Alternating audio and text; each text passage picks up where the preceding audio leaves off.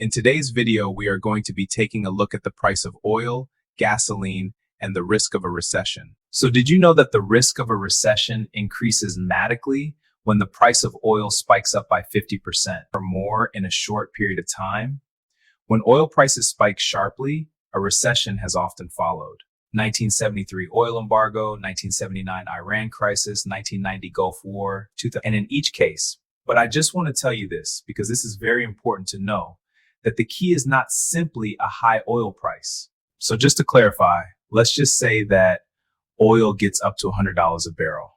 Markets can adjust and avoid a recession if oil gradually creeps up to that level, to $100 a barrel. What markets struggle with is when the price of oil spikes up and it remains there for a prolonged period of time. Therefore, the speed of the price spike matters, and the magnitude, like how much it goes up by, matters as well. And also the duration, like how long it stays at that elevated level.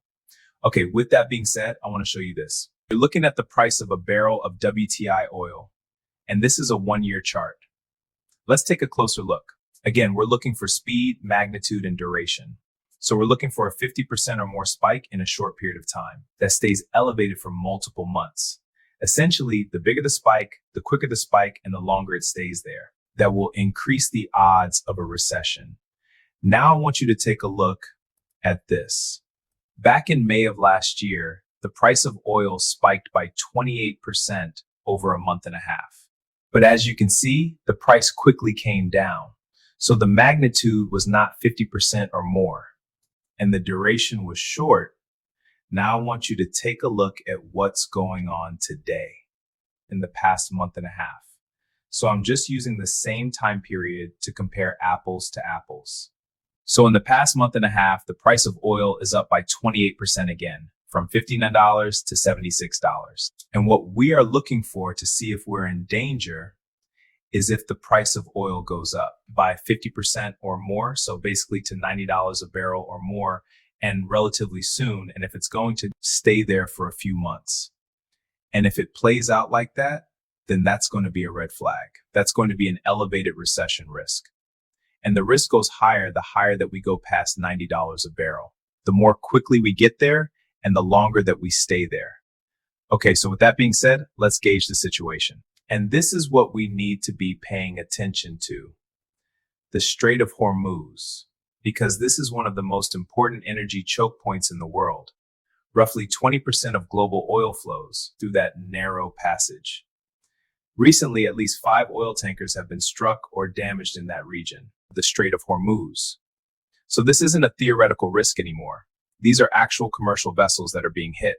And these oil vessels don't want to pass through there due to either the threat of physical harm or due to financial reasons. Major insurance companies have canceled the war risk coverage for vessels going through the Gulf or the Strait of Hormuz. And that means that companies like shipping companies can no longer rely on their existing war risk policies. So listen, the situation is that if your insurance got pulled from one of these vessels, then the new rates are going to be as much as 12 times the old rates. And if insurance companies aren't going to cover it, then commercial traffic is either going to slow down or it's going to come to a stop. So while the Strait of Hormuz may not be formally closed down, traffic has not resumed in a meaningful volume.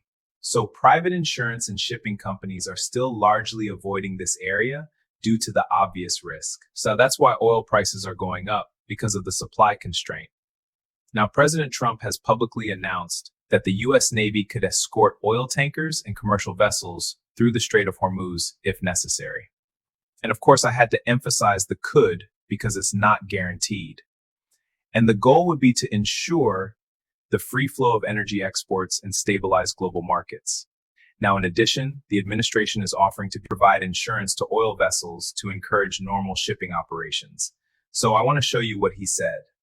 Effective immediately, I've ordered the United States Development Finance Corporation to provide, at a very reasonable price, political risk insurance and guarantees ensure the financial security of all maritime trade, especially energy traveling through the Gulf. This will be available to all shipping lines. If necessary, the U.S. Navy will begin escorting tankers through the Strait of Hormuz as soon as possible. However, I just want you to know that there's no guarantee that they are going to go through with this, or to what extent, because it could jeopardize our warships. And if these oil tankers get their insurance, but they're not escorted, then I don't know how willing they are going to be to put themselves in harm's way. Okay, moving on. I want to tell you about the problems with rising oil prices. Several things happen simultaneously. Of course, you have gasoline prices rising, and that's going to affect consumers. Diesel fuel prices rise, and that's going to affect everything from farming to construction to shipping. Jet fuel rises, and chemical inputs become more expensive. And I just want you to know, because a lot of people are not aware of this, that countless products contain oil-derived ingredients. Okay, like what? For example, makeup, perfume, lipstick, moisturizer, shampoo, conditioner, deodorants, polyester, nylon, spandex, plastic, paint, electronics, tires. I'm telling you, the list is endless. So if the price of oil goes up, then it's going to affect all these products and more. And when the price of oil rises, consumers spend more on everyday goods and necessities due to inflation. Now, let me show you the impact on gasoline prices. As of today in the US, the national average for a gallon of gasoline is currently $3.20. Yesterday, it was $3.11. A week ago, it was $2.98. And a month ago, it was $2.89. And I just want you to be aware that these are national averages. In California, it's at $4.74 a gallon. And that's just the state's average. I'm sure there are cities within California where it's much higher. Okay, the bottom line is that when the price of oil rises, consumers spend more on everyday goods and necessities. And when people are spending more on necessities, then they're going to spend less on discretionary items. And the US is a consumer-driven economy. Consumer spending makes up 70% of US GDP. So even modest pullbacks in discretionary spending can ripple through the broader economy, which increases the risk of a recession. And of course, it's not just consumers. Small businesses, industrials, airlines, logistics companies, and retailers are all going to face higher input costs when the price of oil is going up. And many of these companies, yes, they can eventually pass these higher costs down to the consumer, but oftentimes they can't do it immediately. And this is going to hurt their margins. It's going to hurt their profits, which can lead to layoffs.